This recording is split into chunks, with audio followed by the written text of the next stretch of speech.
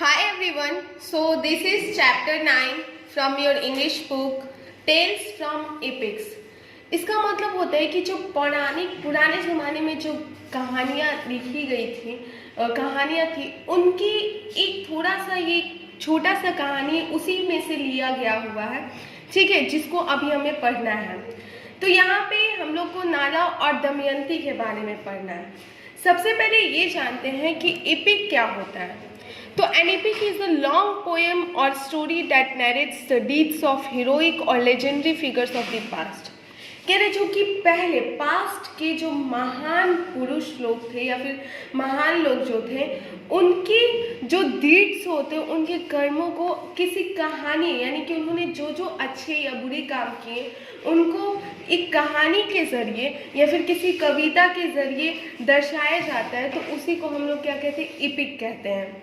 कह रहे here is an episode taken from the Mahabharat.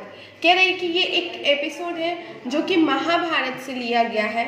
It deals with the theme of eternal love। ये जो है किस थीम पे बेस्ड है, तो ये इटर्नल लव की थीम पे बेस्ड है। कह रहे कि long ago there reigned in Berar a king named Bhim and he had a beautiful daughter named Damayanti। कह रहे बहुत लंबे समय पहले की बात है। बेरार के एक राजा हुआ करते थे जिनका नाम भीम था और उनकी एक सुंदर सी पुत्री थी, बेटी थी, जिनका नाम दमयंती था। A band of handmaidens of great beauty waited upon her day and night, but she shone among them like the moon among the stars, and great heroes as well as gods wished to marry this beautiful maiden। कह रहे हैं कि वो जो दमयंती थी वो हमेशा सुबह से लेकर शाम तक अपने चारों तरफ मतलब सुंदर सुंदर कन्याओं से घिरी हुई रहती थी, बट उसमें भी वो सबसे ज़्यादा सुंदर थी, ऐसा कि जैसे तारों के बीच में एक अकेला चांद चमक रहा हो। और वो इतनी सुंदर थी कि इवन जो गॉड्स थे, भगवान भी उनसे शादी करना चाहते थे, उनसे मैरी करना चाहते थे, वो इतनी सुंदर ये कन्या थी। नाला the king of Nishad came to hear of Damayanti's loveliness and her great talents and was struck with love for her। नाला जो कि निषाद के राजा थे, उन्होंने दमयंती के इस खूबसूरती के बारे में, इस लवलीनेस के बारे में सुना और उनके इस टैलेंट के बारे में सुना और वो उनसे and was stuck and was fallen in love with her और वो उनसे प्यार करने लगे। She in turn had heard that Nala was brave, handsome, well read and skilled in arms। और दमयंती ने भी ये सुन रखा था कि जो नाला जो है वो बहादुर है, बहुत ही हैंडसम है और पढ़े लिखे भी हैं और हथियारों का उनको बहुत ज़्यादा नॉलेज है। They love each other upon the mere fame of their respective virtues, and Damayanti pined for the presence of her unknown lover। तो ये दोनों एक दूसरे को एडमायर करने लगे थे, एक दूसरे को पसंद करने लगे थे, सिर्फ उनकी प्रशंसा के आधार पे कि वो लोग इतने फेमस है, सिर्फ उसी के आधार पे। One day while Nala was seated in a grove, he saw a flock of swans। कह रहे कि एक दिन नाला जो थे एक ग्रोव के पास बैठे थे तो उन्होंने स्वान्स के झुंड को देखा। They came to rest close by him and Nala crept up to the leader of the flock and caught it। वो उसके नज़दीक आए, तभी नाला ने क्या किया कि उस स्वान के जो लीडर थे उनको पकड़ लिया। O mighty king, said the swan, set me free and I will do whatever you tell me to do, whatever it might be। तो वो जो स्वान था, वो नाला जो कि राजा थे, उनसे कहा कि मुझे आप छोड़ दीजिए, आप जो कहेंगे मैं वो करूँगा या फिर मुझसे जो होगा मैं वो कर लूँगा। If a bird can do human being any service, said Nala, fly to my love Damayanti and tell her how much I love her।